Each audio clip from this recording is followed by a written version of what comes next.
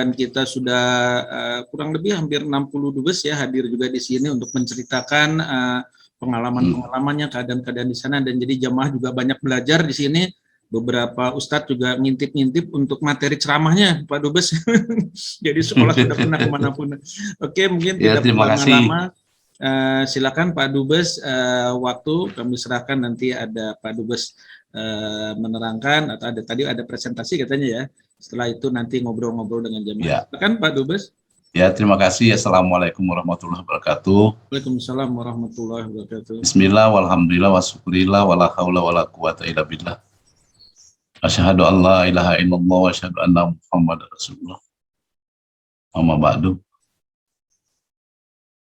Saya ingin bertanya, berapa waktu diberikan kepada saya, Pak? Masya Allah. Silakan Pak, ini silaturahim bebas, jadi seolah saya ke rumah Bapak, nanti senikmatnya Bapak aja menerima kami. Biasanya Bapak presentasi 15 menit atau 30 menit, setelah itu tanya jawab, ngobrol-ngobrol dengan jamaah, Pak. Waktu dan acara saya serahkan ke Bapak. Ya, terima kasih. Pertama-tama saya ucapkan terima kasih lagi kepada para pengurus Masjid Pondok Indah, khususnya Pak Ustadz Fardian, di mana saya telah berikan kesempatan untuk bisa berbincang-bincang, bisa bersilaturahim dengan para pejuang subuh Pondok Indah, di mana memang Masjid Pondok Indah ini merupakan suatu idaman kita semua, dan itu masjid yang memang sangat membanggakan, di mana dibangun di tengah-tengah masyarakat yang berkemampuan, di tengah-tengah kota Jakarta Selatan yang begitu sibuk. Alhamdulillah masjid ini berkembang terus, dan saya selalu sholat di sana beserta keluarga saya. Yang kedua, saya ingin menyampaikan bahwa saya di sini di Bosnia sudah selama 8 bulan, sudah memasuki 9 bulan. Saya diberi kepercayaan oleh Presiden Jokowi untuk bisa mewakili Indonesia di Bosnia, dan perjalanan saya sangat surprise, di mana saya datang ke negara Bosnia, yang mana negara Bosnia ini mempunyai sejarah besar dan mempunyai sejarah yang panjang, walaupun kecil, tetapi dia mempunyai sejarah yang berpengaruh kepada daratan Eropa. Karena itu saya berangkat dari Jakarta bulan Desember, kemudian saya berada di sini, di mana semua berubah kehidupan saya dari Jakarta dengan penuh dengan hiruk pikuk, tetapi pada perjalanan di sini saya merasa sendiri.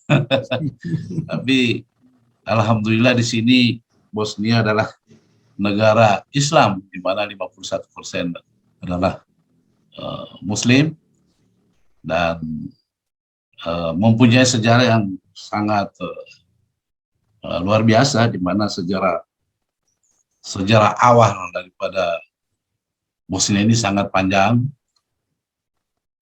sekali, dan Indonesia juga terlibat di dalam hubungan-hubungan dalam perjuangan sejak zamannya Pak Tito, zamannya Presiden Tito, Frans Tito, dan sampai pada zamannya Presiden Soeharto.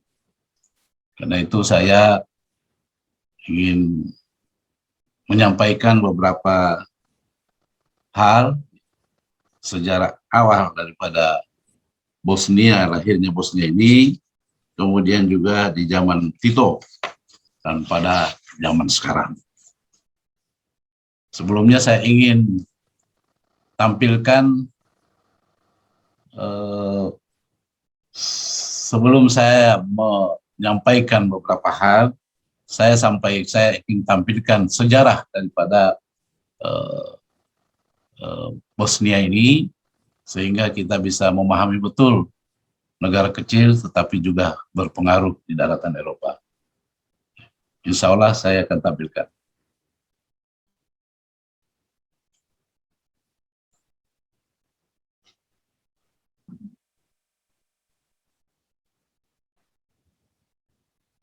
Kok nggak masuk sini?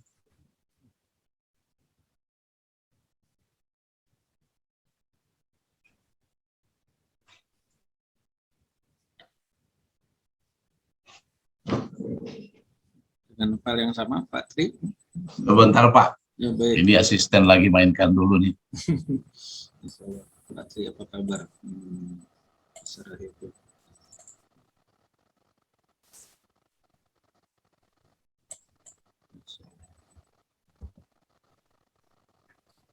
Bosnia dan Herzegovina. Negara ini adalah satu negara yang terdiri dari dua negara federasi, yaitu Federasi Bosnia Herzegovina dan Republik Srpska. Di negara ini juga terdapat distrik yang diawasi oleh dunia internasional, yaitu distrik Brčko. Dalam sejarahnya, wilayah Bosnia pertama kali dihuni oleh bangsa Slavis. Mereka hidup dari abad ke-6 sampai abad ke-9 Masehi. Ahli filologi menyatakan bahwa nama Bosna atau Bosnia berasal dari bahasa Aliria, yaitu bahasa Anas yang artinya air yang mengalir. Selain itu, ada juga yang berpendapat bahwa istilah Bosnia diambil dari nama sungai Bosna yang membelah wilayah Bosnia. Sedangkan nama Herzegovina diambil dari nama Herstix Javan yang menunjukkan bangsawan yang berkuasa di bagian selatan Bosnia sampai invasi Ottoman pada abad ke-15. Bosnia-Herzegovina yang juga sering disebut sebagai negara Bosnia adalah salah satu negara republik parlementer di semenanjung Balkan benua Eropa. Negara ini mempunyai luas wilayah sekitar 51.129 km persegi. Luas wilayah di negara ini hanya sedikit lebih besar dari luas wilayah Provinsi Jambi di Pulau Sumatera. Wilayah dari negara ini berbatasan dengan wilayah negara lain di Balkan, seperti negara Serbia di sebelah timur, Kroasia di sebelah utara dan barat daya, serta berbatasan dengan negara Montenegro di bagian tenggara. Negara Bosnia beribu kota di kota Sarajevo. Kota yang mempunyai sejarah yang cukup panjang ini merupakan kota terbesar di Bosnia.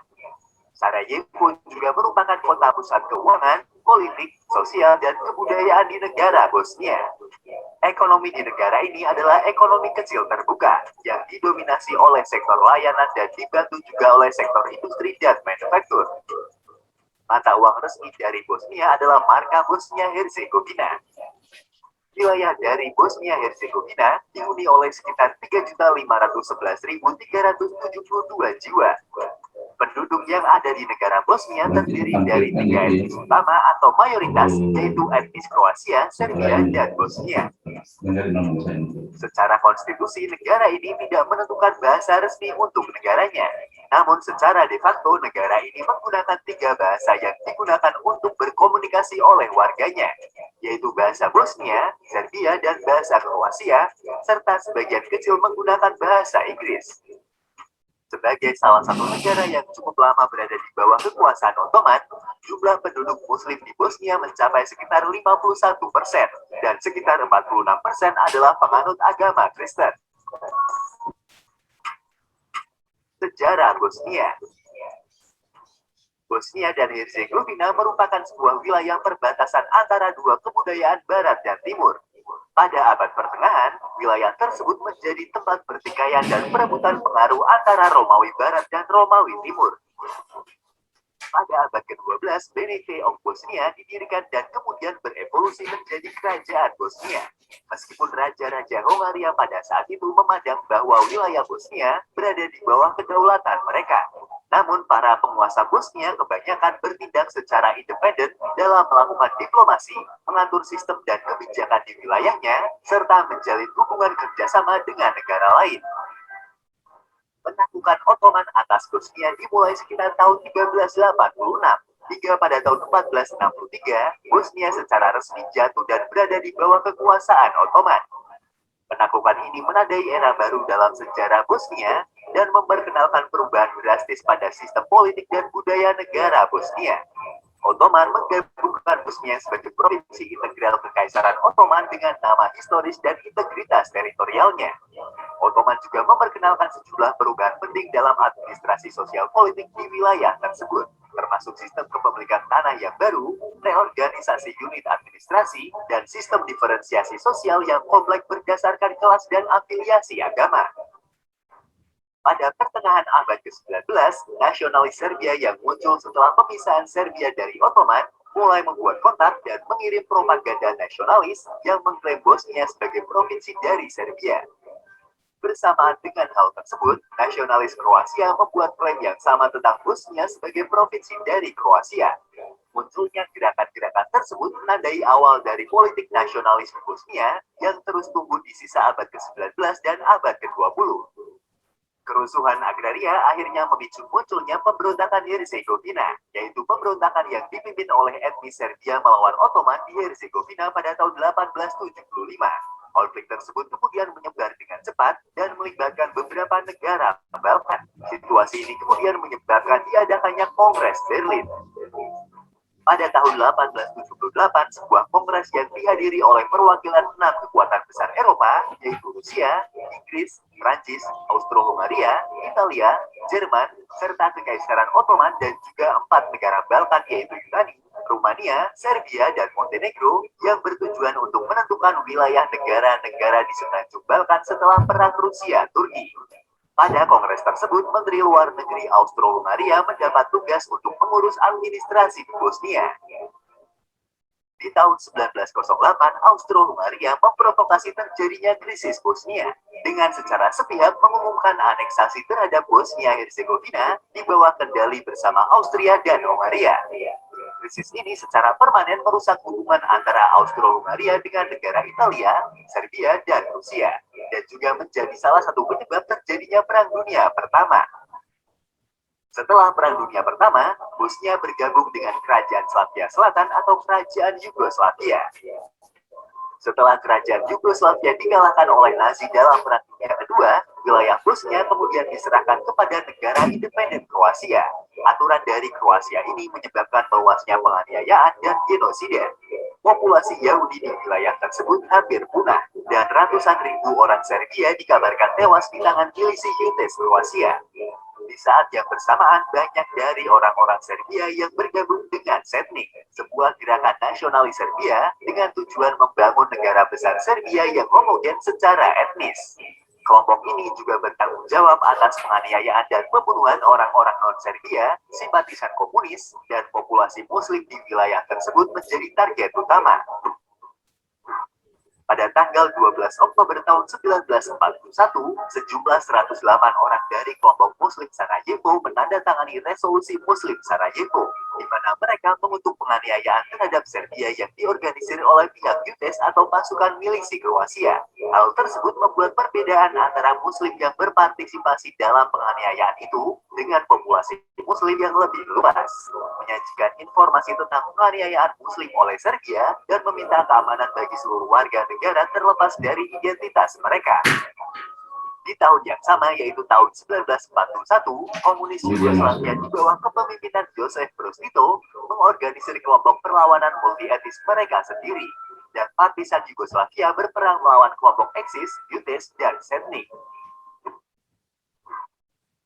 Pada tanggal 29 November tahun 1943, Dewan Anti-Fasis untuk Pembebasan Nasional Yugoslavia dengan Tito sebagai pemimpinnya mengadakan konferensi di kota Jase, di mana wilayah Bosnia-Herzegovina dibangun kembali sebagai sebuah republik dalam Federasi Yugoslavia. Pada akhir Perang Dunia, berdirinya Republik Federal Sosialis Yugoslavia dengan Konstitusi Yugoslavia pada tahun 1946 secara resmi menjadikan Bosnia-Herzegovina salah satu dari 6 republik konstituen di negara baru tersebut. Pada bulan November tahun 1990, pemilihan parlemen multipartai dilakukan di seluruh wilayah Bosnia-Herzegovina. Pemilihan tersebut menghasilkan Majelis Nasional, di mana kekuatan komunis digantikan oleh koalisi 3 partai berbasis etnis. Menyusul deklarasi kemerdekaan Slovenia dan Kroasia dari Yugoslavia, turut memicu perselisihan yang berkembang di antara orang-orang Bosnia tentang masalah apakah akan tetap menjadi bagian dari Yugoslavia atau merdeka dan menjadi negara mandiri. Bosnia dan Herzegovina mendeklarasikan kemerdekaannya pada tanggal 3 Maret tahun 1992 dan mendapat pengakuan internasional pada tanggal 6 April tahun 1992. Pasca kemerdekaan, negara ini masih dilanda konflik yang menyebabkan terjadinya perang saudara di negara tersebut. Hingga pada tahun 1995 ditandatangani perjanjian Dayton, yaitu perjanjian untuk mengakhiri konflik di negara tersebut. Partai-partai yang bertikai setuju untuk berdamai dan mengakui satu negara berdaulat, yaitu Bosnia dan Herzegovina, yang terdiri dari dua bagian, yaitu Republik Srpska yang mayoritas orang Serbia dan Federasi Bosnia serta Herzegovina.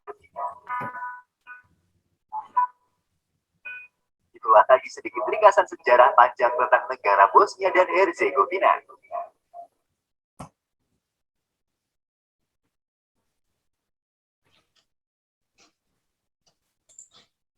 Ya, muncul lagi. Ya, terima kasih. Tadi saya sudah gambarkan semua dari sejak awal sampai ke Prostitut dan juga perang saudara yang terjadi di Bosnia terakhir ini. Dan itulah Bosnia, negara kecil, ya, tapi mempunyai suatu peranan yang sangat luar biasa tentang berkembangnya Islam di daratan Eropa Timur dan menjalar ke Eropa Tengah dan juga sampai ke Eropa Barat. Dan inilah suatu gambaran tentang bagaimana lahirnya Bosnia dan Herzegovina ini melalui suatu perjuangan, ya, dan keterlibatan daripada kaum muslimin yang di mana pada saat itu adalah suatu intervensi atau masuknya Ottoman. Nah, jadi di sini pengaruh daripada Ottoman itu sangat luar biasa sampai ratusan tahun. Kemudian juga dikuasai lagi oleh Austro-Hungaria, di mana mereka juga berkuasa yang sangat panjang waktunya, dan juga pada kekuasaan daripada Austro-Hungaria itu terjadi pembunuhan pada pangeran, ya, pangeran kerajaan Austria, sehingga menimbulkan Perang Dunia Pertama.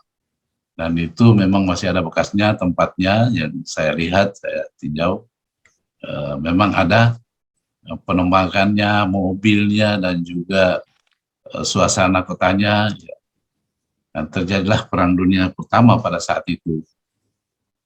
Setelah itu, negara ini juga pada akhirnya dikuasai oleh komunis, di mana komunis ini pada saat itu dia tidak memihak kepada Barat dan Timur, dia ingin berdiri tengah-tengah dan di bawah pimpinan oleh Presiden Broz Tito pada saat itu. Maka negara Bosnia itu termasuk provinsi daripada Yugoslavia, ya, yang Muslim, dan juga dilindungi oleh Broz Tito karena di sini dibangun beberapa industri persenjataan berat maupun kecil, bahkan dibangun sebuah bunker yang besar. Sampai sekarang bunker itu masih ada untuk perlindungan Broz Tito bila mana terjadi Perang Dunia Pertama dengan bom nuklir. Jadi ini sejarahnya sangat luar biasa. Dia masih mengintervensi terus pada saat itu, sehingga rasa persatuan-kesatuan Yugoslavia menjadi bangsa yang besar di antara Uni Soviet dan Amerika Serikat. Dan Broz Tito sangat dekat sekali dengan Bung Karno, yang menggagas gerakan non-blok pada saat itu yang diadakan pertemuan atau konferensi untuk melahirkan gerakan non-blok di Serbia. Di sini Bung Karno sangat berperan, dan dengan Bros Tito dan juga Presiden Nasir dari Mesir, dan Nehru, dan juga seorang yang dari Afrika. Inilah kedekatan Indonesia pertama dengan Yugoslavia adalah melalui pendekatan-pendekatan politik, yaitu dengan mendirikan gerakan non-blok. Jadi ini suatu gambaran di mana Indonesia berperan di dalam perjuangan-perjuangan negara-negara yang belum merdeka pada saat itu, dan hingga kini masih juga relevan, di mana tinggal Palestina yang belum selesai dari kemerdekaan negara-negara kecil. Saya ingin gambarkan di sini supaya kenapa kita Indonesia dekat dengan negara Yugoslavia, dan sampai saat ini kita juga masih konsisten dengan perjuangan kita itu bebas aktif, dan perjalanan daripada Yugoslavia berakhir pada meninggalnya Presiden Tito. Saya pernah membaca bahwa pada saat itu Bung Karno bertanya kepada Bros Tito, bagaimana negaramu kalau nanti Presiden Tito meninggal? Presiden Tito menjawab, wah, kalau Yugoslavia sudah mempunyai kekuatan besar dalam persenjataan, saya meninggalkan kekuatan persenjataan yang sangat luar biasa, dan juga para sumber daya manusia untuk bisa mempertahankan negara Yugoslavia. Baru ini cerita Pak Tito menanyakan kepada Bung Karno, kalau Anda meninggal bagaimana negaramu, Bung Karno? Bung Karno jawab, saya meninggalkan Pancasila. Dan ternyata jawaban Tito tidak berhasil, di mana negara-negara itu menjadi pecah jadi 7 negara, termasuk Bosnia. Dan kita Indonesia, alhamdulillah tetap satu melalui ideologi kita itu Pancasila. Jadi negara Bosnia itu adalah negara di antara 7 negara yang pecah pada saat itu dalam perjuangan, yaitu terdiri dari Serbia, Bosnia,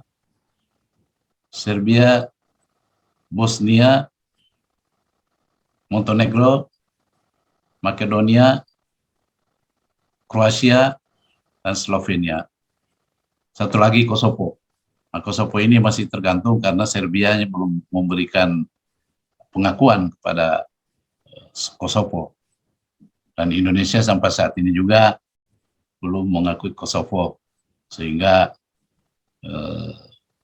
Indonesia sangat dianggap penting di negara Serbia. Jadi pecah 7, dan semua yang paling menonjol itu adalah adanya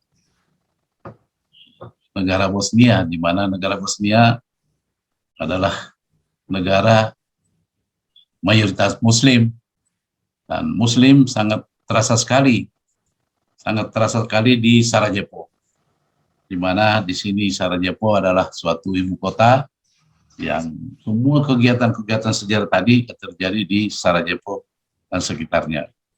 Maka pengaruh-pengaruh daripada sejarah Ottoman itu sangat luar biasa di sini, di mana mereka meninggalkan suatu budaya dan juga bangunan-bangunan fisik yang bersejarah dan masjid-masjid yang begitu banyak.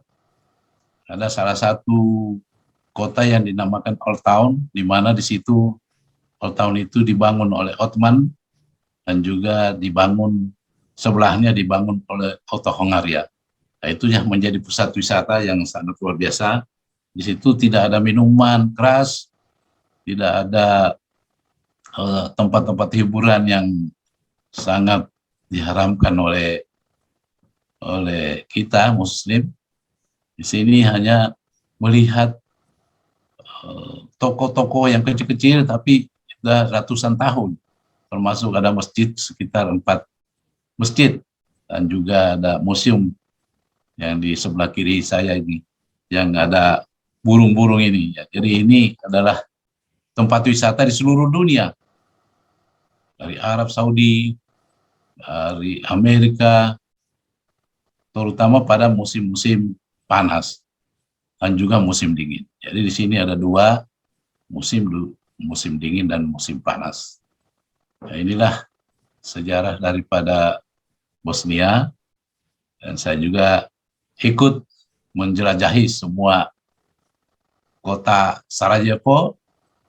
Tidak ada bangunan-bangunan yang tinggi, tidak ada suatu hotel-hotel yang sangat luar biasa. Itu memang masih terpengaruh dengan peninggalan-peninggalan yang lama, dan tidak ada bangunan-bangunan yang bersejarah dibongkar. Di sini adalah letak daripada keuntungan daripada Sarajevo, sehingga menjadi kota yang bersejarah, kota yang mempunyai sejarah yang sangat luar biasa. Ya, di sini ada musim-musimnya semuanya, khusus untuk Bosnia dan Herzegovina. Pada saat itu pecahnya negara Yugoslavia, tadi sudah disebut kemerdekaan daripada Sarajevo pada tahun 1992. Ya, disitulah terjadi suatu perang yang sangat menyedihkan, karena di situ di negara Bosnia ini ada terdiri dari 3 entitas yang besar, yaitu penduduk Muslim Bosnia, kemudian penduduk dari etnis Serska, dan penduduk dari etnis Kroasia. Di sini di mana penduduk Serska itu adalah menganut Kristen Ortodok dan Kroasia menganut Kristen Katolik. Dan kita Muslim adalah Muslim Sunni. Nah, ini terjadi suatu pertentangan yang sangat luar biasa, di mana etnis Serbia ingin mendirikan negara sendiri, dan Bosnia termasuk daripada negara etnis Serbia, di mana dikuasai oleh Kristen Ortodok. Karena itu Bosnia tidak menginginkan itu, dia ingin berdiri sendiri bersama-sama dengan Herzegovina. Di Herzegovina itu di bawah terbagi ada beberapa daerah di mana di situ ada etnis Kroasia. Nah, di sini Bosnia tidak menginginkan dan memerdekakan diri sendiri, yaitu Bosnia dan Herzegovina, termasuk daripada negara Kristen Ortodok, yaitu Serska, etnis Serbia. Karena itu terjadi suatu perang saudara, di mana terjadi suatu pembantaian yang sangat luar biasa kepada kaum Muslim oleh etnis Serbia pada saat itu, sehingga mengakibatkan begitu banyak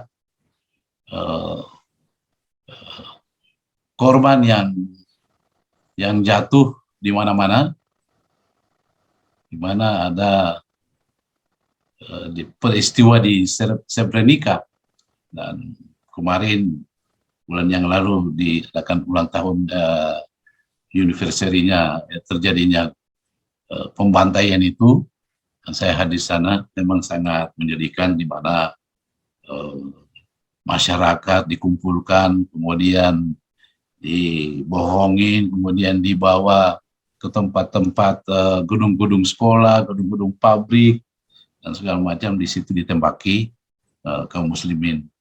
Jadi memang di negara ini sangat masih terpengaruh dengan adanya suatu pembantaian tersebut, dan sampai sekarang masih belum selesai. Pada saat itu perang berakhir karena adanya intervensi dari negara barat dan negara-negara lain untuk menyelesaikan perang ini, saudara, dengan adanya suatu perjanjian Dayton. Perjanjian Dayton di situ melahirkan penggabungan antara negara-negara entitas tadi, yaitu Bosnia, Kroasia, dan Serbia menjadi satu dengan kekuasaan masing-masing dari tiga etnis tadi, tiga entitas. Jadi itu sangat berpengaruh sekali dengan kehidupan sekarang di Bosnia. Saya sangat prihatin juga, masih banyak gejolak-gejolak itu antara Muslim dengan entitas Serbia yang menganut agama Kristen Ortodok.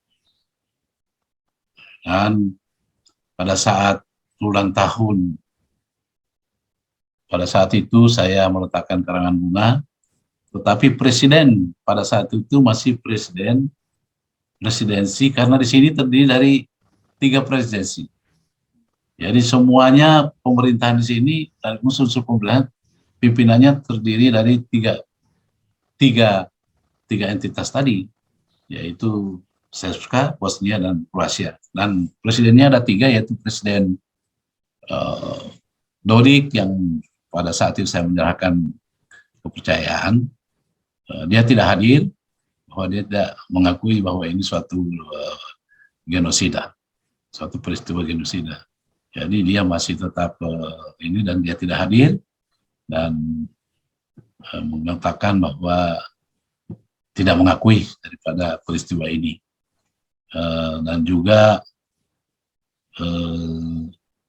sampai sekarang dia masih ngotot, karena kita negara ini menganut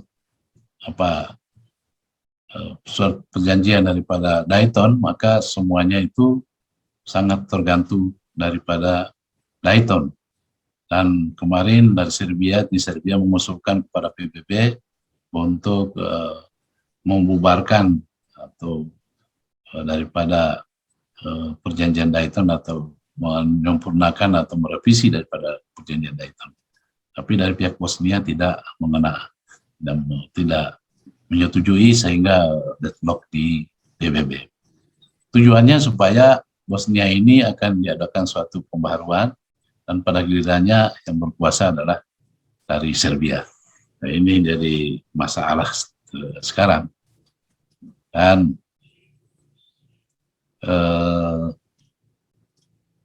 tiga presidensi, yaitu presiden dari Bosnia, anggota Bosnia, presidensi dari Serbia, dan presidensi dari Kroasia.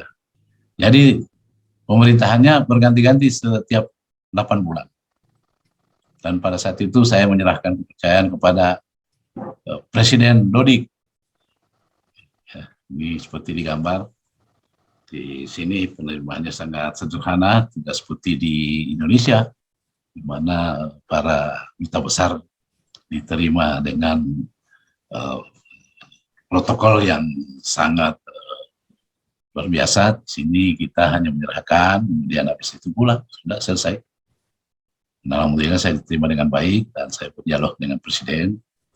Saya ingin menyampaikan bahwa negara kami mempunyai penduduk yang sangat luar biasa, dan kita mempunyai Pancasila sebagai pemersatu bangsa, dan pada saat ini bangsa kami sangat rukun, persatuan dan kesatuan.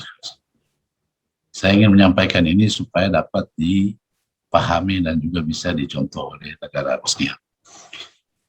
Jadi ini perjalanan saya, dan saya telah menjelajahi daripada Bosnia yang sangat indah. Kalau mau datang ke sini tidak akan ketemu dengan mall yang besar-besar, ya, seperti di Jakarta ya. Di sini mallnya kecil-kecil dan tidak ada yang dikenal dengan toko-toko yang dipenuhi dengan kata orang Indonesia branded. Jadi tidak ada Hilfi, tidak ada Hermes, tidak ada. Ini hanya di sini semua barang-barang adalah buatan Eropa Timur dan juga dari Turki dan Jerman. Jadi tidak ada satu glamor, ya, sangat luar biasa di sini. Dan saya di sini paling minum kopi Bosnia dan juga ada makanan khusus. Jadi saya sudah jarang makan nasi. Pertamanya saya makan nasi ya sangat kehilangan gitu ya. Di sini makan roti sama daging dan enak-enak semuanya. Alhamdulillah saya sudah bisa menyesuaikan itu. Di sini juga ada semua penuh sejarah, yaitu ada daerah Mostar, ada juga satu wisata yang dimana di situ ada makam mufti, ya, makam mufti di daerah apa itu? Ya, daerah dekat Mostar. Nah, dan itu menjadi suatu pusat-pusat wisata di Bosnia yang penuh dengan keindahan. Ya. Kemudian juga memasuki saat itu saya ingin cerita juga bagaimana peranan Bung Karno di dalam perjuangan kaum Muslim di Bosnia, yang pada saat itu Bung Karno, Presiden Soeharto datang ke Bosnia masih dalam situasi perang. Ya, sniper dari gunung, dari mana-mana menembaki kota Sarajevo pada saat itu. Di mana pas kota Sarajevo sudah terkepung, saat itu Presiden Soeharto pergi ke Kroasia dan mengikuti suatu konferensi internasional masalah sosial di Kroasia, dan tiba-tiba Presiden Soeharto ingin pergi ke Bosnia bertemu dengan Presiden Arya, di mana Presiden Arya sudah terkepung di kota Sarajevo oleh etnis Serbia. Saat itu memang terjadi suatu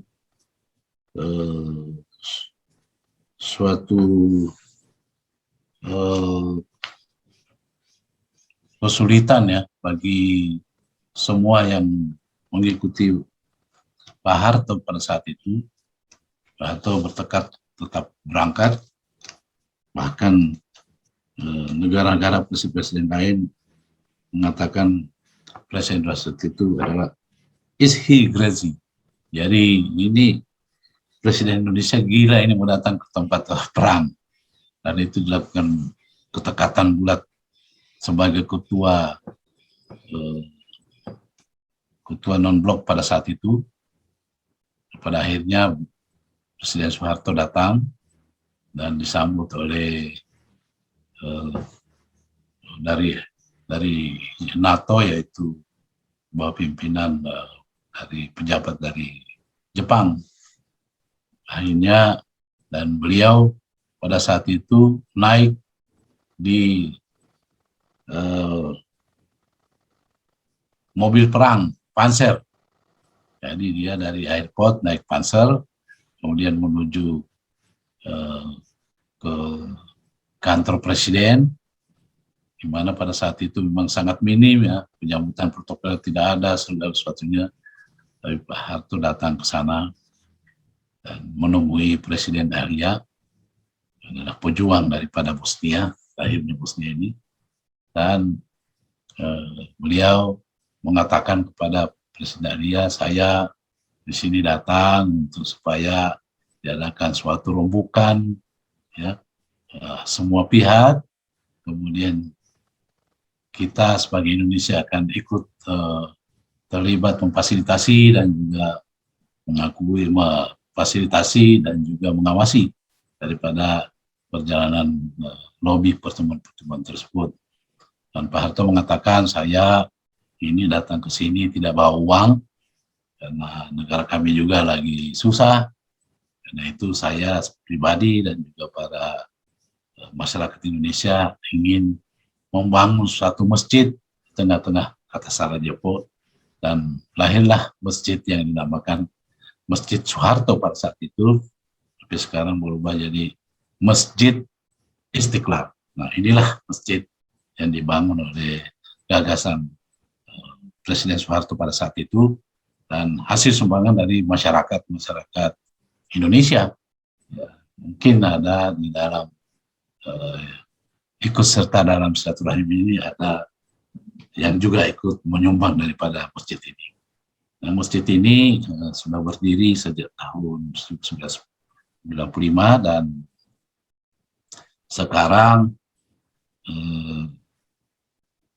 yang sholat itu banyak sekali, ya, dari mana-mana yang sholat, padahal masjidnya itu dekat-dekatan semuanya. Tapi masjid Indonesia sangat penuh di tengah-tengah kota Sarajevo. Dulu masih hutan, tapi sekarang sudah penuh dengan bangunan-bangunan. Ada shopping center, ada swimming pool, dikelilingi oleh kegiatan-kegiatan ekonomi di masjid ini. Dan saya telah mengunjungi masjid ini, membangun kembali daripada hubungan silaturahmi antara Bosnia dengan Indonesia, di mana melalui sentrum Istiqlal Indonesia dan juga Istiqlal Bosnia.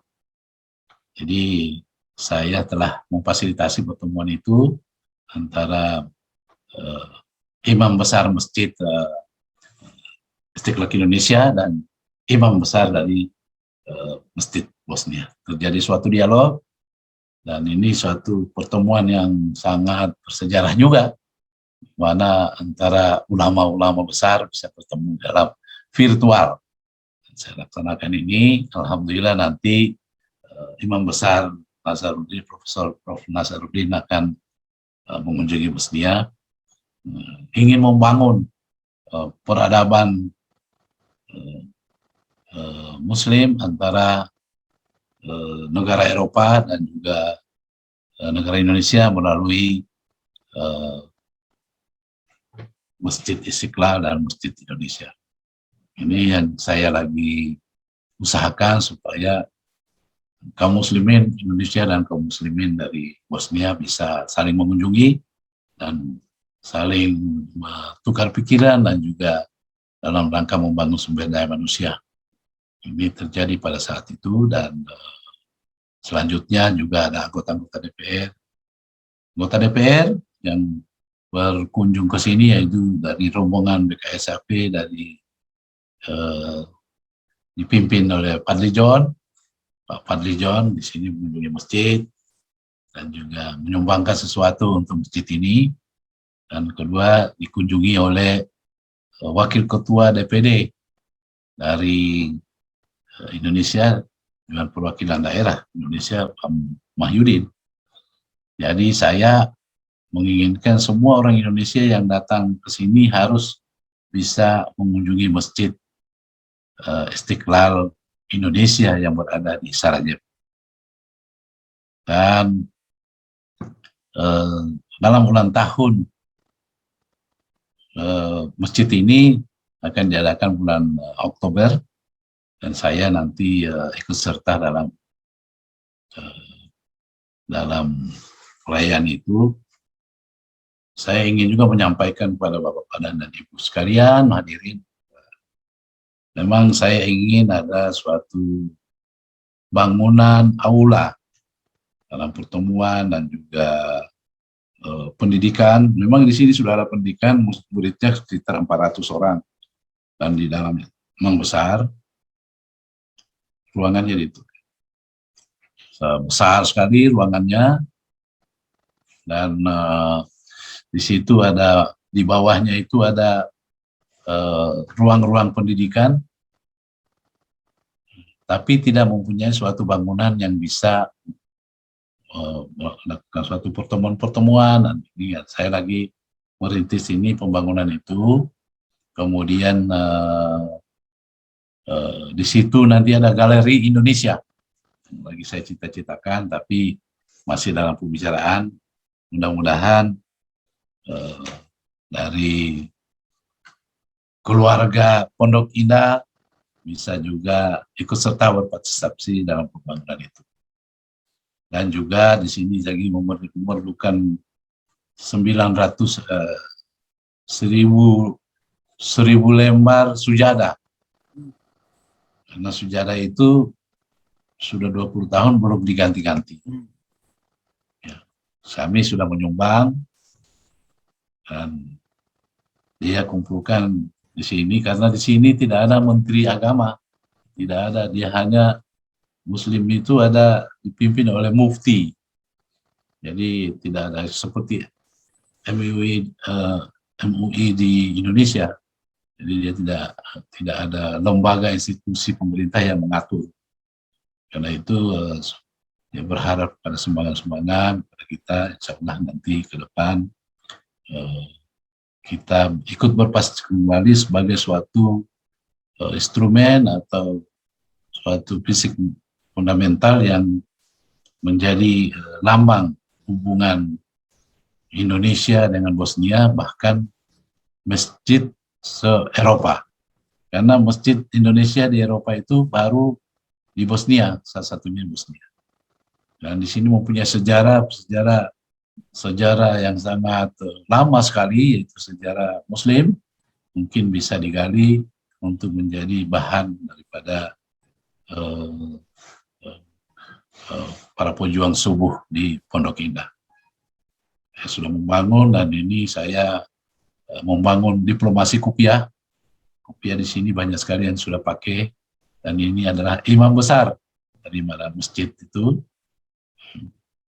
dan mendapat sambutan yang sangat besar, dan insya Allah nanti kopiah ini menjadi suatu lambang persaudaraan daripada Indonesia dan Bosnia. Saya kira ini yang saya sampaikan. Ada lagi yang saya sampaikan?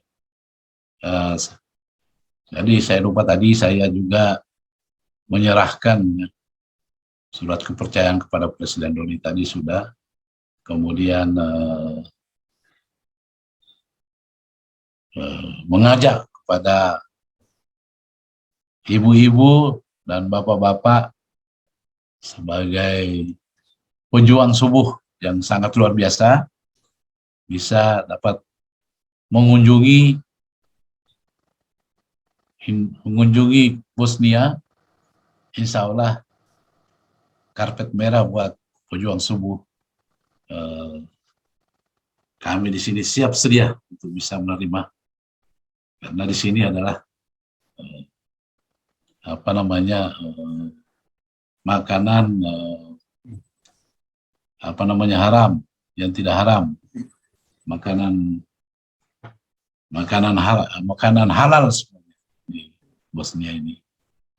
Demikian dari saya. Billahi taufiq. Wassalamualaikum warahmatullahi wabarakatuh. Waalaikumsalam warahmatullahi wabarakatuh. Masya Allah, luar biasa Pak Dubes. Kita sekarang banyak mengetahui ya tentang Serbia ini, dari 1 jam presentasinya Pak Dubes, luar biasa. Ini langsung juga kita langsung aja ini jamaah di sini kita akan membuat program wakaf sajadah Pak. Kita akan coba galang dana ya untuk wakaf sajadah di Masjid Istiqlal Indonesia. Alhamdulillah. Ini sudah ada Saya mohon banyak maaf Pak, tadi kepanjangan. Memang harus ceritanya mesti lengkap Pak. Masya Allah, Jadi, silakan Pak, nggak apa-apa Pak. awal sampai Alhamdulillah akhir, kita jadi mendengarkan dengan ya, keterpahanan nih luar biasa. Betapa ya, terima bangganya kasih, ya terima kita kasih. sebagai bangsa Indonesia, ada sejarah Ya. Indonesia di Yugoslavia, di Serbia, diwakili oleh Bapak Dubes, luar biasa mewakili Indonesia, mewakili Muslim juga. Ini ada yang resen nih, ini sahabat kita semua nih, wakil pejuang subuh di Laos, ini kebetulan Bapak Dubes nih, Ah. Laos. Maaf, Pak Pratito, silakan akan menyapa. Silakan Pak Pratito, sudah saya unmute. Masya Allah, silakan Mbak. Pak Tikto. Assalamualaikum Pak Dubes. Masya Allah, sesama Dubes. Kita sudah pernah mampir di Laos. Silakan Pak Dubes. Assalamualaikum Pak Dubes, Pak Rumkono, selamat pagi. Ya, apa kabar Pak Tito? Baik Pak Dubes, saya Di sini banyak makanan halal Pak. Kalau di Laos, di gimana, sini ada juga Pak, di sini ada masjid juga 2 Pak di Laos. Alhamdulillah. Pak, Alhamdulillah.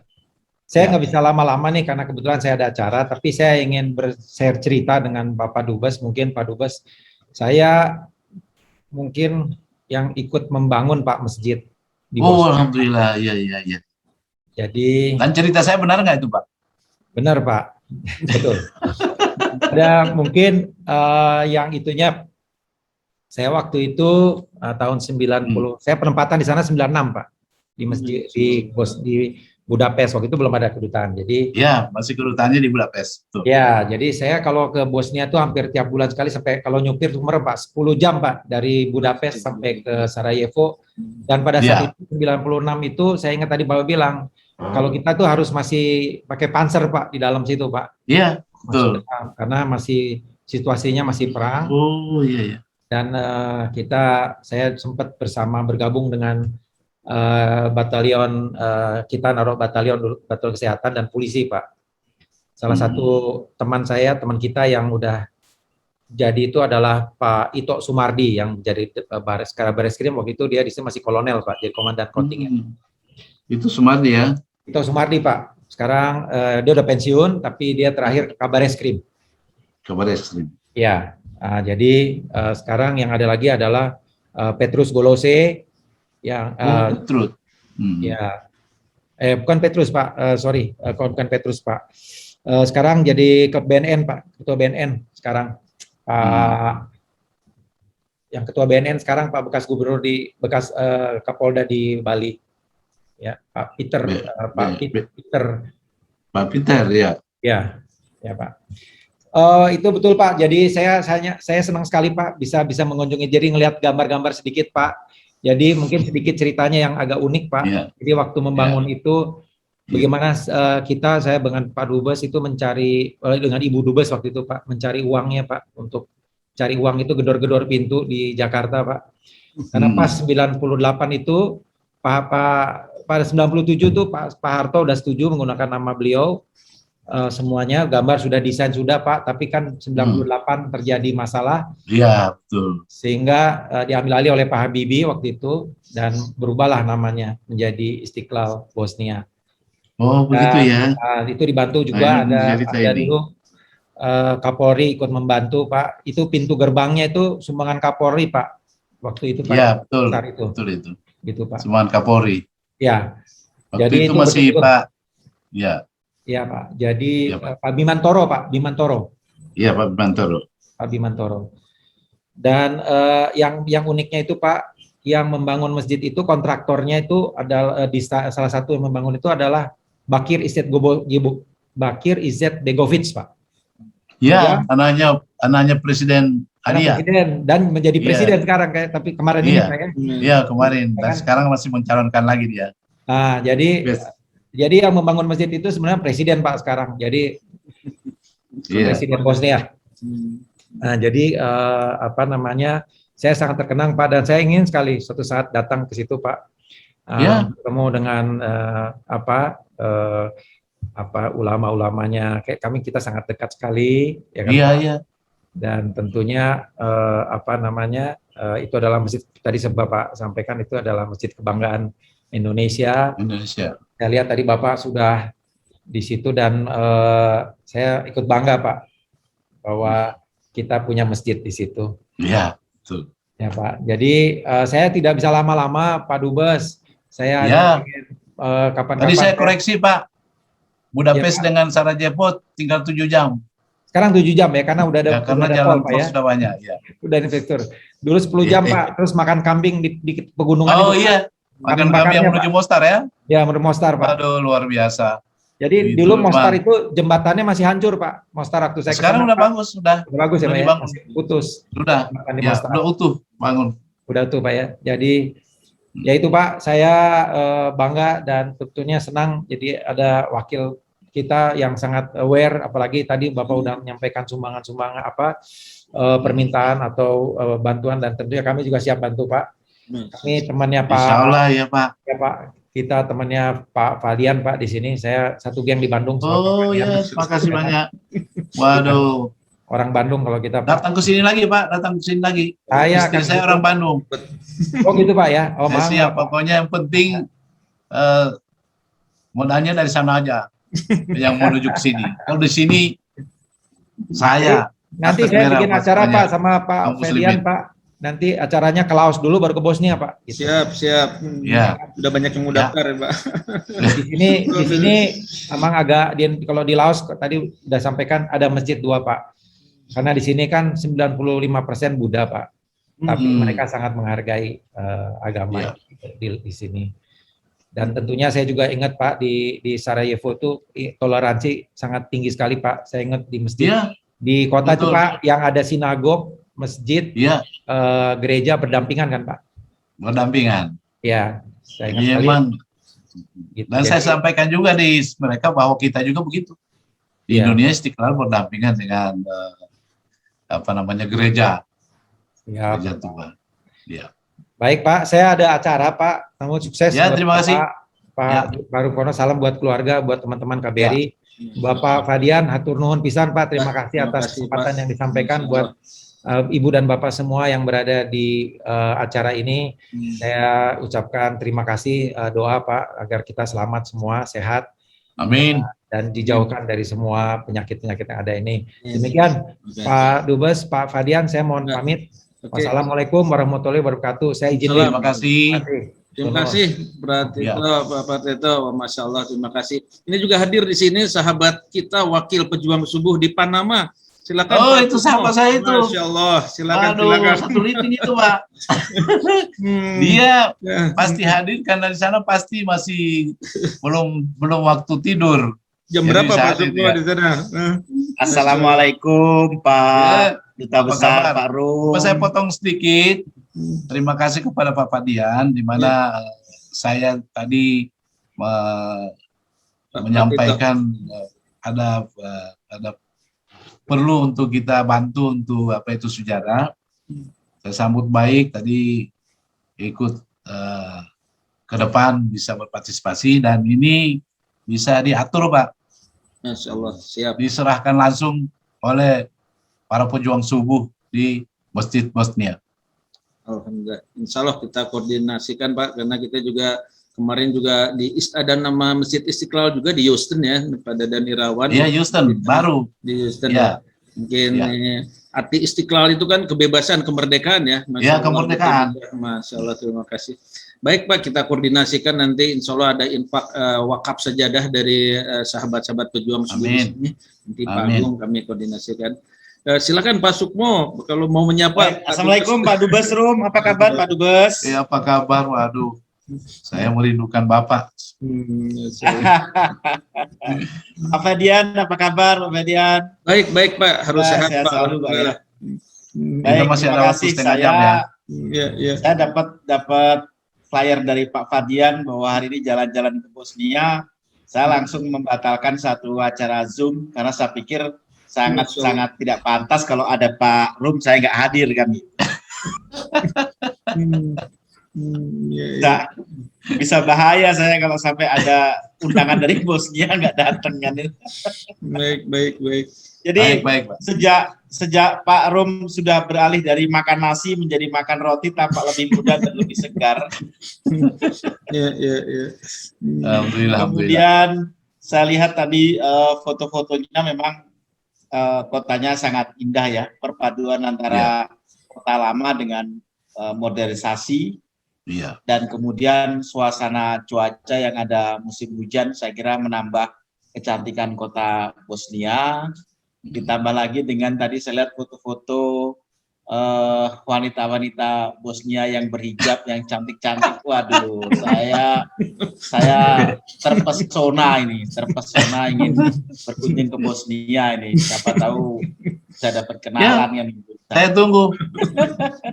Dari Oman sudah mau datang nih tanggal 20. Oh iya, September. saya dengar Pak Dubes Irzan udah mau ke Bosnia ya. Ya. Betul sekali. Semoga sehat selalu Pak Dubes. Amin. Dan dimudahkan dalam tugas. Sudah kedatangan tamu 2 nih dari DPR dan DPD ya, saya kira ya, seperti saya lihat. Ya, semoga semakin meningkat hubungan kita dengan Bosnia, khususnya di bidang perdagangan, di bidang pariwisata maupun di bidang politik dan bidang-bidang yang lain. Dan untuk jamaah pengajian Masjid Raya Pondok Indah atau Masjid Biru, mudah-mudahan senantiasa mendapatkan rahmat dari Allah SWT, dapat sehat, nikmat iman, dimudahkan di dalam setiap usaha dan ikhtiarnya untuk mendapatkan apa yang menjadi nilai-nilai yang diperjuangkan baik berupa ekonomi maupun berupa cita-cita yang lainnya. Selebihnya tentunya saya ingin terus menyimak mengenai perkembangan kota Bosnia dari Pak Rum, khususnya saat ini apakah nanti sudah mulai masuk musim panas atau masih musim salju ini di Bosnia, dan cerita-cerita menarik yang lainnya selama kita hampir 1 tahun ini dinas Pak Rum. Jadi yang paling berkesan selama hampir 1 tahun ini apa nih selama di Bosnia yang paling sekali berkesan? Kita belum mendengar tadi cerita dari Pak Rum nih. Jadi kita tunggu dulu sekarang satu cerita mengenai hal yang paling berkesan yang Bapak dapatkan selama hampir 1 tahun di Bosnia. Terima kasih banyak. Salam hormat, salam sehat selalu untuk seluruh pemirsa, seluruh jamaah Masjid Raya Pondok Indah, dan khususnya untuk seluruh keluarga besar KBRI di Bosnia dan Herzegovina. Terima kasih. Assalamualaikum warahmatullahi wabarakatuh. Waalaikumsalam. Terima kasih. Jadi saya ingin jawab aja Pak ya, bahwa di sini musim gugur ya, sudah mulai berguguran pohon. Jadi di sini aneh, pada saat winter masuk ke summer itu cepat sekali pohon-pohon itu tumbuh segar luar biasa ya. 3 bulan kemudian dia dia gugur sekali. Kemudian nanti winter, di mana winter itu saljunya yang sangat luar biasa. Di rumah saya ini sampai 1,5 meter. Jadi sangat dingin, bisa minus sampai 10, kadang-kadang bisa 20. Jadi itu yang kesan saya selama berapa puluh tahun kehidupan saya ya. Baru tahun ini saya merasakan hidup dengan the new life. Jadi hidup dengan baru semuanya, bahasa baru, makanan baru, suasana baru, ya. Jadi itu yang dihadapi, itulah kesan kita dan pikiran kita selama ini masih belum hilang, masih didominasi oleh pikiran kita di Indonesia. Jadi ya untuk menghilangkan itu bagaimana caranya kita harus ada kegiatan. Insya Allah ya untuk negara Indonesia. Masya Allah. Jadi saya suasana salju supaya diputar aja, tapi saya sambil ngomong di mana saya ingin juga menyapa daripada para jamaah pejuang subuh Pondok Indah, ya bisa barangkali ada yang ditanyakan atau apa, kita masih punya waktu 20 menit lagi. Silakan Pak. Ada yang resen ini dari Ibu Amri ya, dari Bekasi. Silakan Bu Amri, sudah saya unmute. Bismillahirrahmanirrahim. Assalamualaikum warahmatullahi wabarakatuh. Waalaikumsalam warahmatullahi wabarakatuh. Yang saya hormati Pak Dubes Bosnia ya, dengan ibu kota Herzegovina ya Pak Dubes. Oh, salah. Salah. Bosnia Gimana, Pak? Herzegovina, dua daerah, dua wilayah menjadi satu negara, kemudian ibu kotanya Sarajevo. Ya, baik Pak. Maklum ilmu geografinya kurang Pak.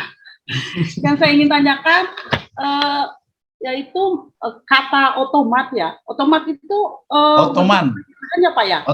Ottoman. Ya, bentuk pemerintahan apa ya Pak? Otomat ya. Nah, jadi Ottoman itu dari Turki dan dia seperti kerajaan yang menguasai beberapa negara, beberapa wilayah di Bosnia. Kerajaan ya Pak ya? Iya, di Eropa dan Eropa Timur, Eropa Barat sampai ke Mekah. Itu baik. dulu masih dikuasai oleh Ottoman. Oh ya. Jadi mereka masih boleh lanjut? Pak Ardian masih boleh lanjut? Silakan singkat aja Bu, masih banyak yang resen. Ya, ya masih banyak aja. ini. Mengenai Apa? masalah pendidikan Pak, pendidikan di Bosnia itu khususnya perguruan tinggi Islam, ada nggak ya Pak? Oh, di sini lengkap. Oh gitu. Pendidikan Islam, ya, pendidikan internasional. Kalau soal pendidikan agama di sini sangat luar biasa. Masyarakatnya toleransinya sangat bagus ya.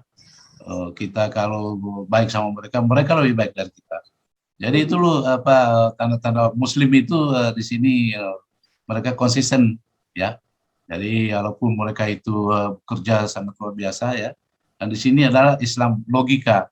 Jadi semua penuh pakai logika ya, yang bisa berhubungan langsung dengan ajaran-ajaran Al-Quran. Makasih Pak Dubes. Sehat selalu ya Pak di negeri. Terima kasih Bu Amri yang selalu ikut. Saya lihat kalau ada virtual antara negara. Luar biasa ini ibunya. Oke, baik. Ini ada info juga Pak. Jadi dari Ibu Yanti Nurdin yang adiknya kemarin Bu Yeni di waktu kita ngobrol, Pak. Ibu Yanti, aduh. Ibu Yanti. Tunggu kemarin tapi nggak datang. Iya, Masya Allah. Ini menginformasikan Insya Allah akan mewakafkan sejadah dan kopiahnya Pak. Nanti kopiah-kopiah Indonesia akan meluncur ke sana. Alhamdulillah. Tapi diantar sendiri ke sini ya. Nah, diantar sendiri. Nanti saya ikut Pak. Ada sate kambingnya segala. Alhamdulillah. Ini sudah ada yang rasain Ibu Rizda ya. Silakan Ibu Rizda. Sudah saya unmute. Terima kasih. Assalamualaikum warahmatullahi wabarakatuh. Assalamualaikum warahmatullahi wabarakatuh. Yang pertama saya mengucapkan terima kasih nih ke Pak Fardian. Saya betul-betul senang sekali. Sebenarnya minggu yang lewat saya udah tunggu Pak. Mestinya kan di flyer Bapak minggu kemarin ya untuk Bosnia. Sekarang alhamdulillah saya ketemu, sepertinya saya harus bernostalgia. Pak Dubes yang kami hormati, saya Rizda Yunita Pak, pensiunan dari Kementerian Pertanian. Jadi saya agak sedikit flashback ke belakang Pak. Tahun 1988 saya ditugas belajarkan ke Beograd, Yugoslavia, Yugoslavia. Itu bersama dari Kementerian PU dan juga dari Kementerian Kesehatan. Jadi ada dokter-dokter ambil spesialisasinya di Zagreb. Saya diambil di Beograd itu dan teman-teman juga dari pengairan itu sama-sama di Beograd, tapi tempatnya jauh gitu. Apa yang Bapak sampaikan tadi saya bernostalgia nih 32 tahun yang silam ya. Di saat itu saya masih muda belia ya Pak ya. Kalau sekarang udah saya betul-betul di saat itu saya salut, dan kebetulan saya diberikan kesempatan beberapa negara sebelum ke Yugoslavia. Saya mendapatkan kehormatan banget dari semua teman-teman di kedutaan besar, dan di saat itu dubesnya belum nggak ada Pak, karena kan saat itu konfliknya masih tinggi ya tahun 88. Itu yang menjabat dubes itu adalah Pak almarhum Sundaru ya. Jadi mungkin Bapak belum lahir apa ya? Udah lahir tapi masih senior, kayaknya masih muda gitu loh. Jadi saya mau tanya sama Bapak, tapi ini Beograd ya Pak, Beograd. Ya, Beograd. Bapak di Beogradnya atau di Sarajevo domisili? Sarajevo. Oke, Sarajevo. Tapi tidak berapa jauh, karena saya kalau untuk pergi sholat saya harus ke Sarajevo. Kebetulan dalam rombongan sekolah saya itu kita ada 5 negara Islam, Sudan, Maroko, Thailand kebetulan Muslim yang dikirim. Ya, saya nggak ingat siapa lagi itu yang ada 5 orang kita. Saya mau tanya kondisi dan sekolah saya itu di daerah Zemun-Polye, Pak. Zemun-Polye itu Zatu Kurus ya, jadi sekolah, jadi itu untuk spesialisasi jagung hibrida. Waktu tahun 88 Indonesia itu baru menghasilkan 2 atau 3 varietas hibrida, sedangkan Yugoslavia itu sudah menghasilkan ribuan. Yang saya sangat salut di saat situ, untuk komoditi bisnis demikian, dia serahkan kepada swasta, Pak. Jadi setiap peneliti itu menghasilkan suatu varietas yang bagus, mereka mengadakan pameran dan negosiasi antara perusahaan yang berminat dengan peneliti, sehingga memang peneliti di situ bagus sekali kehidupannya, sangat bagus sekali gitu. Nah itu waktu 88 di Indonesia kita sangat prihatin saya waktu itu, dan itu pun saya kemukakan dulu dengan Pak Menteri, oleh-oleh saya pulang sekolah di Yugoslavia gitu. Jadi saya mau nanya kondisi sekolah saya itu, Pak. Lumayan, Pak, 8 bulan saya di sana dan merasa pahit getirnya kalau udah masuk musim dingin. Teman-teman di kedutaan itu kita mencari minyak, Pak, minyak. Iya.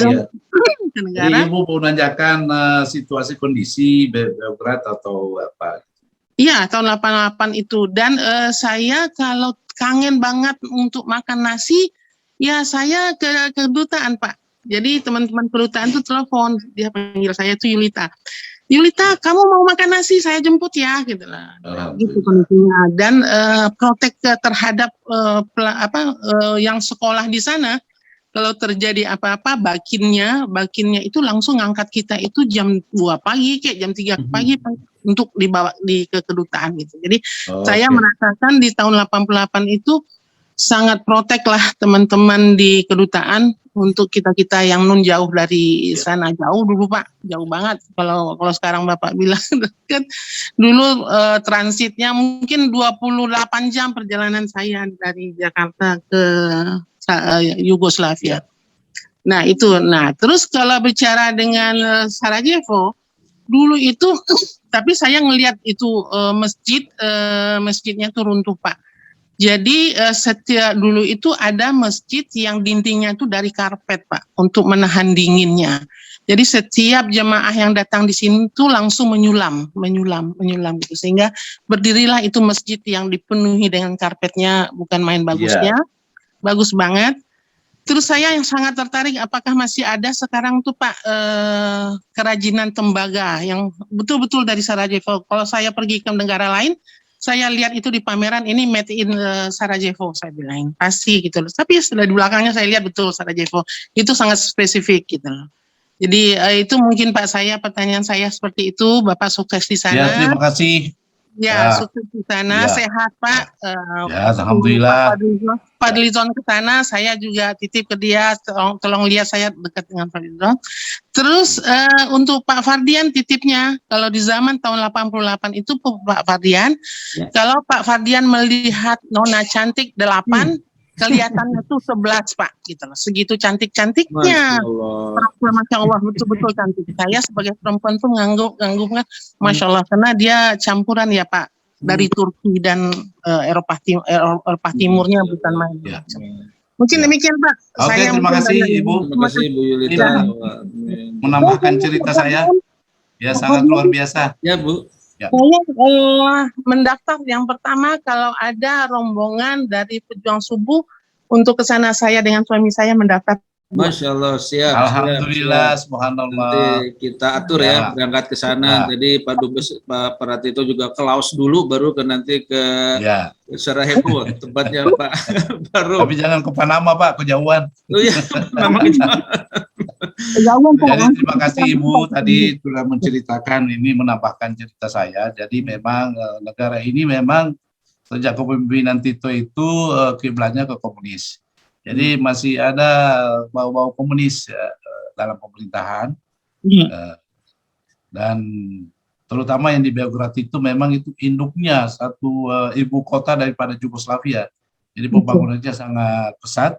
Dan di sana geografinya lain dengan Bosnia. Bosnia penuh dengan gunung-gunung, gundul ya, dan air laut yang emerald. Jadi indah, Pak. tanah alamnya dengan terus kalau di Serbia itu dataran ya sangat luas sehingga di sana terkenal dengan pertaniannya dengan sistem mekanik yang sangat luar biasa yaitu jagung.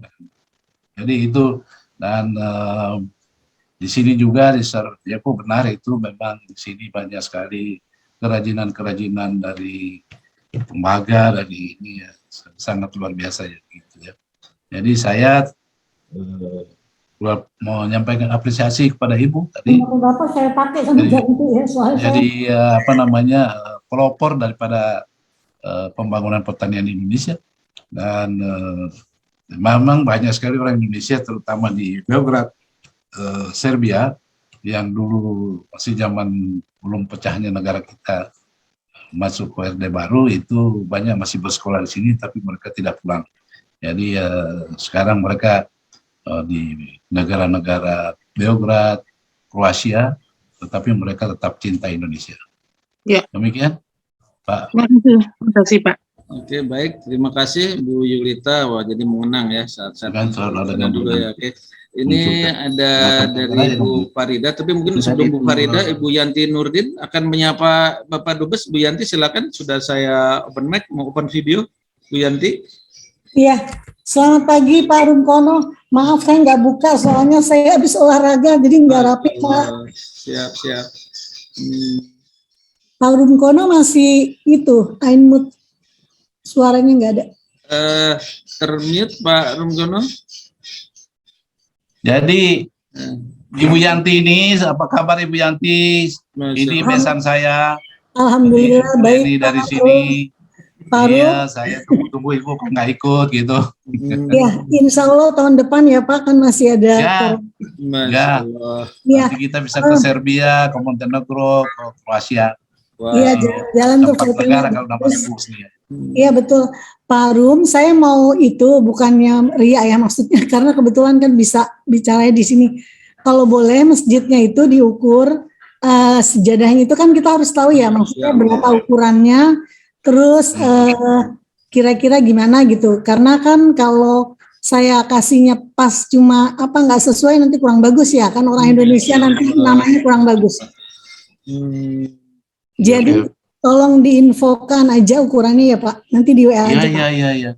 Salam buat Ibu ya Pak. Salam buat Ibu Mbak. Iya, terima kasih Bu. Bu Yanti, salam semua keluarga. Iya. Nanti saya ukur Bu Yanti. Tahun depan ke sini menyerahkan sujadanya ya. Iya. Pak Fadian mau ikut. Pak Fadian saya mau ngukurin masjidnya dulu Bu, duluan ke sana. Ya. Boleh Pak Fadian. Ikut Pak Fadian ikut. Nah, tuh beberapa ikut, Masya Allah. Juga ikut. Nanti Pak Agung nih kita bisa buat nih tour and travel ke sahabat-sahabat kita di sana. Masya Allah. Yang ngurusin masjid aja. Ya, makasih Pak Fadian. Nanti kita bicarakan ya, kalau ini berlanjut kita bicarakan semuanya. Oke, baik. Assalamualaikum. Salam Bu Yanti, salam. Ya. Baik, ini sudah tidak terasa sudah 1,5 jam nih, tapi masih ada yang satu resen. Masih ada mungkin terakhir Pak? Ya nggak apa-apa. Oh, azan subuh jam berapa di sana Pak? Sekarang udah jam 3:30 ya, 3:30 ya? Sini pas. Jadi sini itu unik. Jadi sholat subuh pagi-pagi itu sesuai salat subuh awal dan salat subuh akhir. Jadi ada salat subuh jam 4:30 awal, tapi nanti ada lagi azan pada saat sebelum matahari terbit. Jadi itu membangunkan orang yang belum subuh dan tidak tidur lagi. Masya Allah. Jadi kalau subuh awal itu dia sholat, dia tidur lagi. Jadi ini penuh dengan logika di situ di negara kita ini dan negara Bosnia. Ya. Oke, baik. Ini tadi ada Ibu Farida, tapi kok terlempar ya? Nggak apa-apa. Ini ada pertanyaan saja dari mungkin juga nanti terkait dengan Ibu Farida. Ini Ibu Mbak Rika ya, Mbak Rika. Assalamualaikum Pak Dubes. Apakah ada peluang ekspor produk Indonesia yang bisa dibutuhkan di Bosnia? Ini pengusaha-pengusaha dari UKM yang besar, nggak hanya kecil ini. Mungkin peluang-peluang ekspor apa yang bisa jamaah laksanakan untuk Bosnia, Pak? Saya kira di sini masyarakatnya kan sudah terbiasa dengan kuliner mereka ya, jadi makanan segala macam. Jadi untuk merubah makanan mereka agak susah gitu ya. Jadi saya kira untuk kuliner-kuliner ya itu bisa, dan kerajinan-kerajinan, terutama kerajinan-kerajinan dari rotan dan juga dari kayu. Nah itu bisa laku di sini, dan juga kopi susah masuknya karena sini orang terbiasa minum kopi Bosnia. Kopi Bosnia itu dari Brazil, tetapi mereka olah di sini jadi kopi Bosnia. Nah ini saya lagi memasarkan itu supaya ada promosi ya. Saya lagi mau merintis satu warung Indonesia yang bisa menampung daripada promosi-promosi para UKM di Indonesia. Dan saya sudah berbicara dengan Sandi Uno untuk bisa gagasan ini bisa disupporting dari Indonesia. Insya Allah dengan hubungan kita antara saya selaku duta besar dan juga para pimpinan pejuang subuh, jamaah pejuang subuh, kita salin hubungan kita dipererat dan menginjak kepada suatu hal-hal yang sosial dan ekonomi. Jadi gitu. Oke. Baik, Pak. Ini mungkin ada tadi ada Pak Asril. Ini Pak Asril adalah ketua bidang dakwah dari Masjid Raya Pondok Indah. Itu mobil lagi jalan. Silakan Pak Asril untuk menyapa Bapak Dubes. Ini Pak Asril tokoh senior kita, Pak. Oke, terima kasih. Ya, terima kasih Pak Fadian, Pak Agung. Terima kasih Bapak. Ya, Assalamualaikum Pak Dubes. Waalaikumsalam. Saya mewakili pengurus Pejuang Subuh Masjid Raya Pondok Indah mengucapkan banyak terima kasih kepada Pak Dubes dan staf yang telah berkenan meluangkan waktu yang sangat berharga, di mana seharusnya Bapak kalau jam 2 pagi seharusnya dipakai untuk istirahat, tapi Bapak dengan senang hati meluangkan waktu buat kami. Terima kasih banyak. Tadi Bapak sudah menjelaskan banyak lebar mengenai keadaan Bosnia, baik bidang ekonomi, pariwisata, dan peribadatan. Dan kami mohon kepada Bapak agar hubungan kita tidak hanya sampai di sini saja. Kami memohon kepada Bapak Dubes bisa menjadi keluarga besar Pejuang Subuh Masjid Raya Pondok Indah. Alhamdulillah Bapak, kami setiap hari Selasa, Rabu, Jumat, Sabtu dan Minggu mengadakan pengajian dari jam 5.30 pagi sampai jam 7 dari bermacam-macam disiplin ilmu dan dari beberapa narasumber yang berkualitas.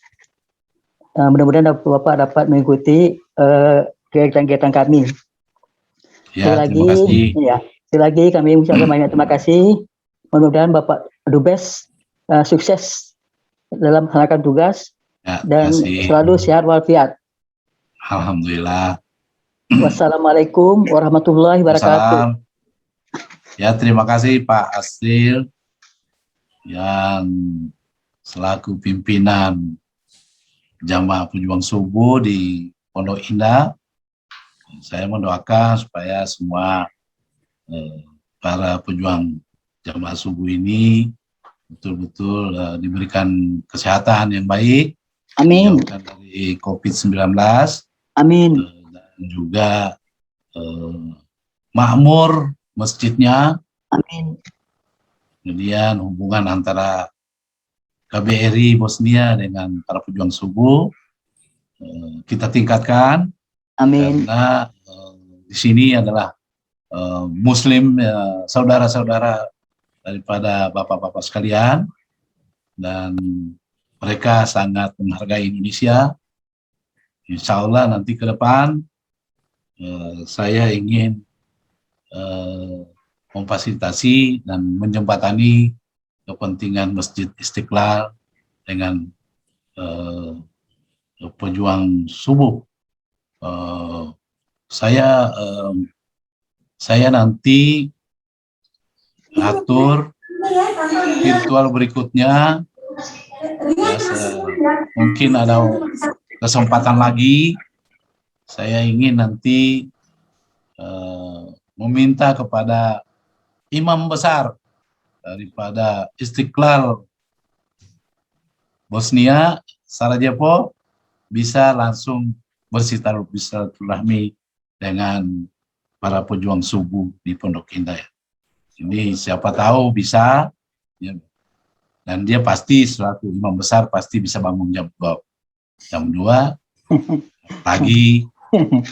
Ada sumbangan sejarah dari hari ini. Saya ingin ini surprise buat Bapak.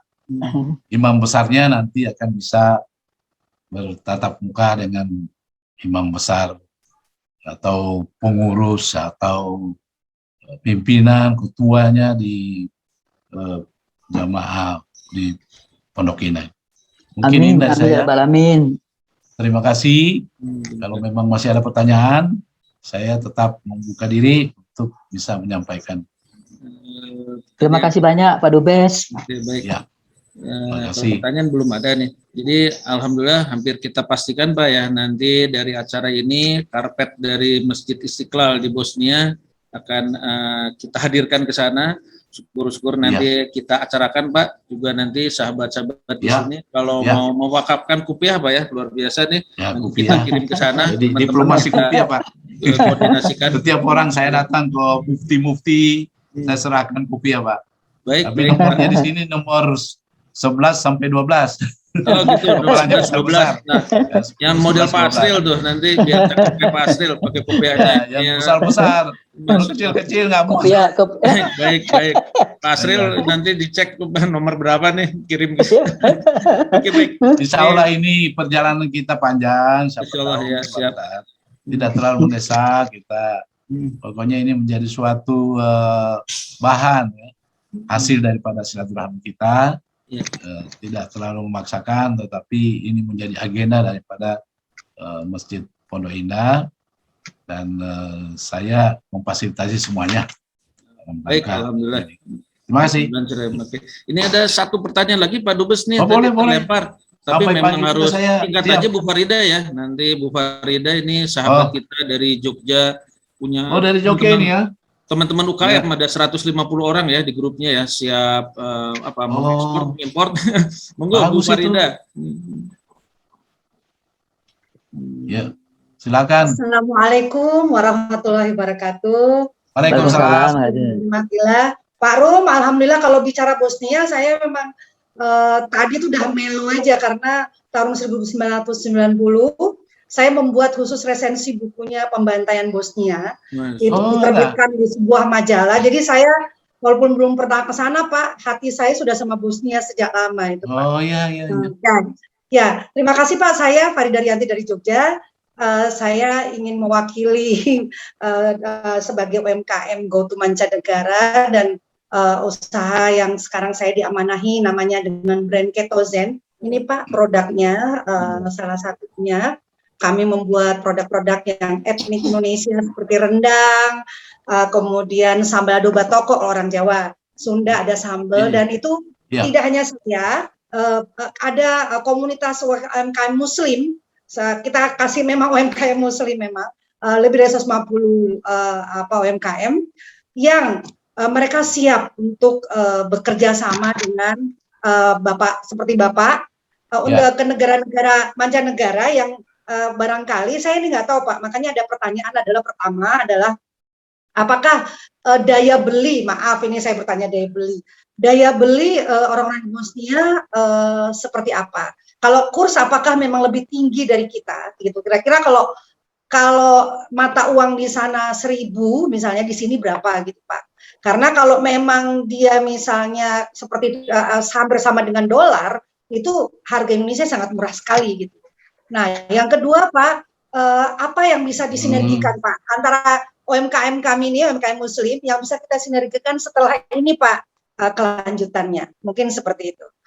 Terima kasih. Satu lagi, kenapa kenapa maaf karena saya mengikuti kisahnya di tahun 1990, kenapa sih begitu menarik orang untuk menguasai Bosnia begitu lah? Karena memang ada pendapat bahwa ini perang agama, tapi satu sisi orang mau coba bilang itu perang etnis kan gitu.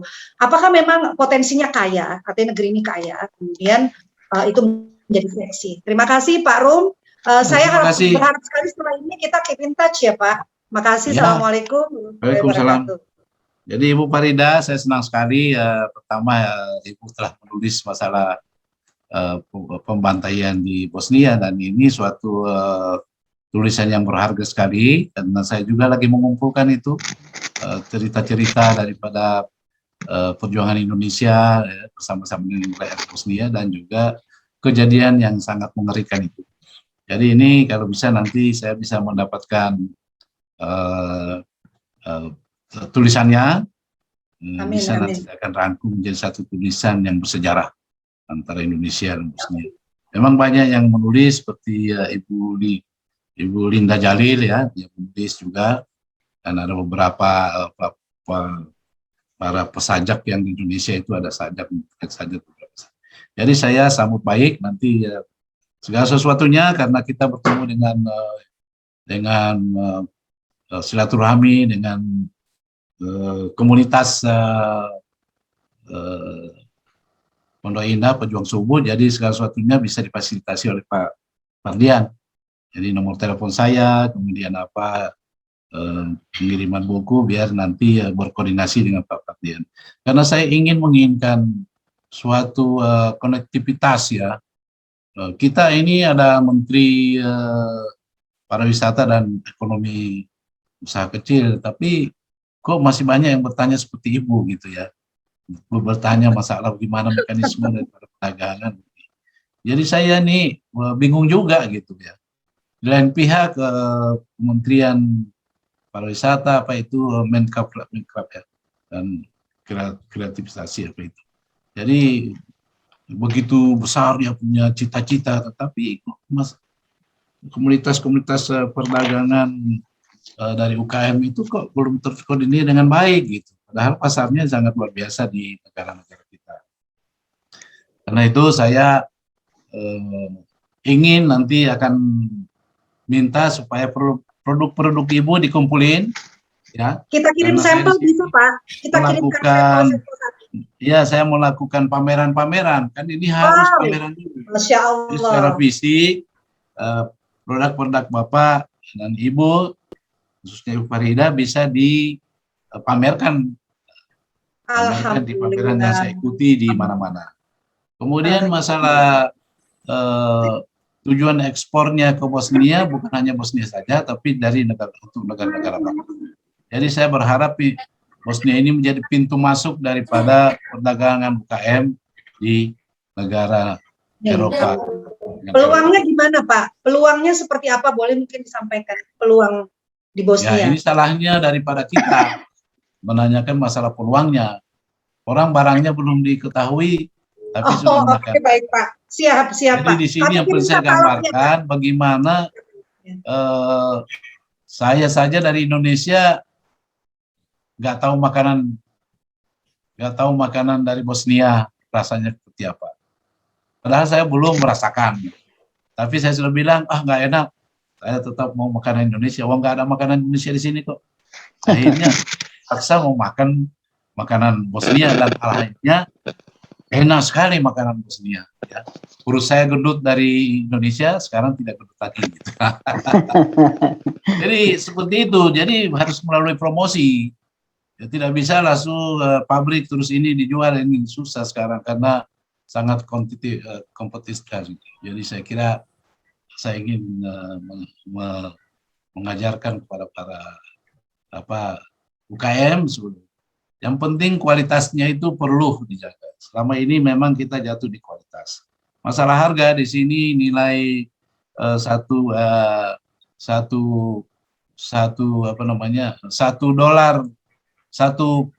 uang di sini, uang namanya KM. Jadi 1 KM Bosnia itu 9.000. Jadi cukup tinggi gitu ya. Sudah hampir menyamai Singapura kayak gitu. Jadi saya terima kasih atas infonya ini, dan nanti saya minta supaya mengumpulkan barang-barang yang produk yang memang spesifikasinya layak untuk dipasarkan di negara-negara Eropa, untuk agenda sebagai menu untuk pameran yang saya laksanakan di Bosnia, bahkan nanti di pameran-pameran internasional. Seperti kemarin saya melakukan pameran secara internasional dan itu sangat berhasil. Orang mengenal Indonesia dan mengenal juga produk-produknya, dan dari situlah terjadi suatu transaksi yang bisa kita harapkan untuk bisa menampung ekspor produk Indonesia. Demikian dari saya, Pak. Ya, Pak. Ibu. Ya Allah, alhamdulillah, terima kasih. Ya. Jadi segala sesuatunya nanti berhubungan dengan pejuang subuh siap. Pondok Indah itu Pak Fadian. Ya. Siap. Kita satu barisan ya. Insya Allah. Insya Allah. Pak Fadian, izin Pak Fadian. Ya, Bu Yanti. Pak Fadian. Pak Rum. Ya. Ya, Bu. Silakan Bu Yanti. Bu Yanti, putus. Ini ada yang hadir juga di sini nih, dari Gorontalo nih, Pak. Wah, waduh, silakan. Itu saudara saya itu. Masya Allah, silakan. Saya dari Gorontalo, Pak. Masya Allah, Pak Rianti ya, betul. Bu Yanti? Terputus, mana Bu Yanti? Oke. Dari Mas Rian katanya, Pak Rian. Pak Rian ya, tapi nama belum ada nih tadi. Wakil Wali Kota ya? Ya. Nah, itu putra saya itu. Masya Allah, silakan Mas. Putra saya itu, jadi istrinya dari ibunya adalah Ibu Yani. Oke, baik. Adanya Bu Yanti. Ya, jadi besanan ini. Nah, memang sekarang dunia sempit, bisa ketemu begini ya, luar biasa. Inilah Allah itu maha besar, ya. Di saat kita susah, katanya kita muncul satu teknologi yang sangat luar biasa, dan sumbernya pasti dari Al-Quran. Masya Allah. Oke, baik. Ini saya sudah. Pak Fadian izin ya, Pak Rum, ada Pak Rian mau menyapa dari Gorontalo. Ya, mana? Silakan, sudah saya unmute. Ya, sudah. Pak Rian ada? Pak Rian? Iya. Pak Wali? Pak Wali ya, Wali Kota, Wakil Wali Kota Gorontalo. Silakan Pak Rian. Wah, Pak Rian sudah saya unmute juga nih. Oke. Mana? Waduh. Bu Yanti kayaknya sulit nih. Beliau nggak open mic, nggak open video. Iya. Open mic. Rian? Mic-nya masih ditutup. Kata Rian, mic-nya masih ditutup, jadi belum dibuka katanya. Pakai nama apa ya? Nah, dari Yanti apa Rian? Sebentar. Udah dibuka. Raise hand aja Ibu, kalau bisa raise hand. Raise hand, Pak Rian. Ini kita. Namanya siapa Pak? Nama lengkapnya mungkin ada di sini. Rianti. Bukan. Rianti bukan ya? Ini. Rian Kono. Ryan. Oke. Rian. R Y A N. Ya, silakan ini ada. Ada pakai titik Pak. Ya. Rian Kono. Nah, silakan Pak. Aduh. Assalamualaikum warahmatullahi wabarakatuh. Waalaikumsalam warahmatullahi wabarakatuh. Salam sehat. Amin. Dari tadi saya pencet unmute, Pak. Masya Allah. Ya. Kalau bangun tidur. Tapi katanya tadi mandi dulu ya, Mas Rian ya. Silakan menyapa. Silakan. Iya, saya menyapa dari Gorontalo. Masya Allah. Senang sekali melihat ayahanda memberikan materi di pejuang subuh. Tadi kebetulan Tante Yanti menghubungi 5 menit sebelum ini Waduh. Cara. Sebagai ini kan, sebagai orang tua haruslah saya mengikuti apa yang kata beliau. Alhamdulillah. Saya ingin menyapa semua anggota pejuang subuh Pondok Indah, yang dimana tadi saya melihat, menyaksikan banyak hal yang bisa dibicarakan di sini, termasuk peluang-peluang ekonomi, karena dengan silaturahmi tentu harus membuka jalan ekonomi, harus memberi manfaat bagi seluruh anggotanya. Itu dari Gorontalo saya menyampaikan salam hormat saya kepada seluruh anggota grup pejuang subuh Pondok Indah. Tetap jaga kesehatan. Alhamdulillah di Gorontalo juga tren COVID-nya sudah membaik, bisa saya kabarkan, dengan tingkat kesembuhan yang tinggi, dengan PPKM level 3 yang terus berlanjut. Tapi ini situasi yang sama yang dirasakan di Jakarta, yang saya yakin tentu kita tidak boleh bersantai-santai, tetap mengedepankan protokol kesehatan. Saya berpesan itu. Amin. Terima kasih Bapak Ibu senior. Saya ucapkan sehat selalu. Amin. Assalamualaikum warahmatullahi wabarakatuh. Waalaikumsalam warahmatullahi wabarakatuh. Waduh. Mas Rian ini wakil wali kota Gorontalo, betul ya? Halo. Iya. Masya Allah. Jadi ini kita Betul. menambah lagi saudara wakil pejuang subuh nih. Kalau sudah masuk ini bangun subuh Mas. Dan Dan dia sering sholat di Pondok Indah, dia. Iya. Oh ya. Nanti insya Allah di silaturahim nanti ketemu kita insya Allah ya. Ya. Oke, terima kasih Pak Marian, terima kasih. Salam kenal. Ini masih ada yang resen, Ibu Binani. Bu Binan Tuning ya. Silakan Bu. Tias, ya. Baik, terima kasih. Masalah kurang dekat nih mukanya. Assalamualaikum warahmatullahi wabarakatuh. Waalaikumsalam. Alhamdulillah, bersyukur sekali Pak Dubes, Pak Romkono. Ya. Melihat Bapak sehat. Ketika memimpin BURT saya jadi terbayang Pak. Iya, saya lihat Ibu kok saya kenal ini. Iya Pak. Betul ya. Ketika itu bertugas sebagai Sekjen DPR, Bapak aduh luar biasa. Oh iya. Kami tiba-tiba kehilangan Bapak loh. Kok Bapak udah jauh sekali nih. Jadi, ya betul itu. Ya Bu. Iya di. Iya makanya saya lihat kok ada Ibu di sini. Saya lihat. Iya Pak. Pak Rum, Pak Dubes boleh nggak sedikit saja saya ingin tahu. Karena boleh dulu, banyak juga nggak apa-apa Bu. Dulu saya ingat Bapak di delegasi BKSAP juga melaksanakan peran diplomasi DPR RI yang dijalankan dalam kerangka representasi rakyat. Nah sekarang Bapak langsung representasi negara ini. Bagaimana kira-kira Pak dalam pelaksanaannya? Terima kasih. Ya.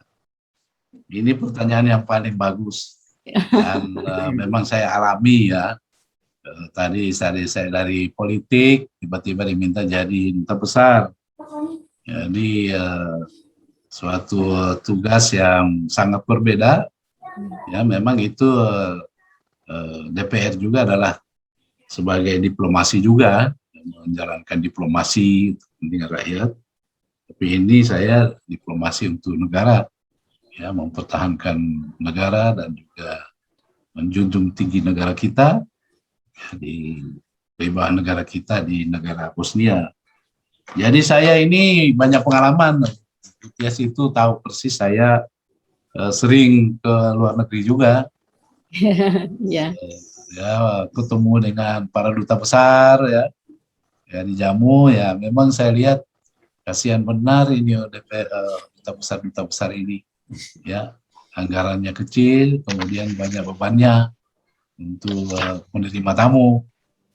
Jadi saya bilang ini jangan kalau dari saya yang mimpin tidak boleh bisa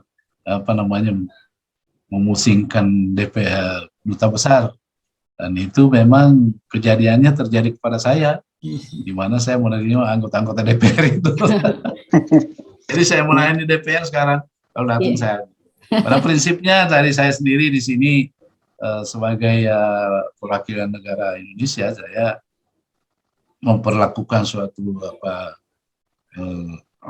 tugas-tugas untuk melayani sebaik-baiknya. Alhamdulillah dengan pengalaman saya sebagai anggota DPR dan juga membina konstituen, jadi saya juga beradaptasi terus dengan masyarakat Bosnia dan juga menerima baik siapapun yang datang ke Bosnia harus dilayani betul-betul, dan saya harus berbuat itu sehingga di Indonesia tidak ada yang ceritanya baik-baik saja gitu. Amin. Amin, amin. Alhamdulillah Ibu Tias nanti jalan-jalan ke sini ya. Insya Allah Pak, Insya Allah nanti dengan teman-teman. Ya. Semoga Pak Rum sukses di sana Pak, tugas-tugas Bapak Pak sebagai Dubes. Salam hormat untuk Ibu ya Pak dari kami semua di Sekjen DPR. Terima kasih Bu Tias, Bu Ado, saya senang sekali ini bisa ketemu dengan Ibu. Ini Sekjen yang terbaik di DPR ini. Amin, amin. Ya. Terima kasih Bapak. Banyak sekali kita modernisasi DPR itu di tangan Ibu. Iya, seperti itu. Iya. Terima kasih. Saya berharap, dan kalau ini saya mau informasikan perjalanan ke sini dari Indonesia ke Istanbul dulu langsung. Oh iya. Ya kira-kira 10 jam. Cuma kalau kita berangkat malam tidur udah nyampe gitu. Setelah dari Istanbul 1,5 jam menuju Bosnia, jadi dekat. Sudah di Istanbul sudah dekat. Baik. Kalau naik Turki, ya. Dari Turki ya Pak. Baik, Insya Allah terima kasih Bapak. Terima kasih, salam nanti keluarga. rombongan datang ini Bapak. Ya salam keluarga, Baik, terima kasih. Baik. Salam hormat bagi Kasih. Ibu, sehat selalu Bapak, sukses. Ya, Assalamualaikum warahmatullahi wabarakatuh. Waalaikumsalam warahmatullahi wabarakatuh. Terima kasih Bu Tias. Alhamdulillah kita punya banyak sahabat baru ya. Ini pandemi membawa berkah betul-betul. Ya, pandemi membawa berkah. Masya Allah. Ya. Oke, hampir 2 jam ini masih ada yang satu resen. Begini yang terakhir. Apa-apa, jalan terus. Masya Allah. Silakan Ibu Ida kalau mau langsung menyapa Pak Dubes. Ya Pak. Alhamdulillah. Ibu Ida. Assalamualaikum warahmatullahi wabarakatuh. Waalaikumsalam. Terima kasih waktu yang diberikan kepada Ida Zubaida. Ya Allah, Pak Rum, alhamdulillah saya bisa bicara langsung dengan Bapak. Saya terima kasih. Maaf ya Pak Rum. Ya. Saya dengan sangat terharu, tapi selamat, alhamdulillah Bapak memimpin tugas yang berat di sana, tapi insya Allah Bapak sehat. Amin. Dalam Berkat doanya. Allah Subhanahu wa Ta'ala. Ya, Bu. Saya sebetulnya orang Gorontalo Pak. Hanya lahir di Gorontalo. Ya Allah. Alhamdulillah saya bisa kenal saudara saya. Saya besar di Jawa Pak. Lulus SD saya besar di Jawa. Saya sekolah di sana, terus saya kerja di BUMN di Semen Gersik waktu itu. Oh iya. Aduh, alhamdulillah. Alhamdulillah. Terus saya sudah beberapa kali senang, datang ke Gorontalo. Belum pernah datang ke Gorontalo? Ya. Sudah pernah datang ke Gorontalo? Sudah 2009 waktu almarhum suami saya meninggal, saya diajak paman saya ke Gorontalo. Tapi sampai di Gorontalo saya nggak bisa apa-apa. Mungkin perubahan cuaca saya sakit. Akhirnya saya pulang lagi ke Semen. Oh iya betul. Terus situasinya nggak sama dengan Surabaya. Iya, kebetulan almarhum suami saya itu ahli tambang, air di bawah tanah, pakar KLH.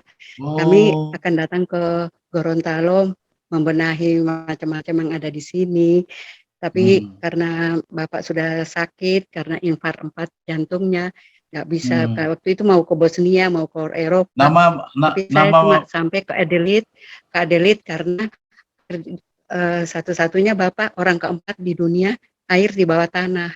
Waktu itu ada 7 orang, sekarang sudah 11 orang Pak.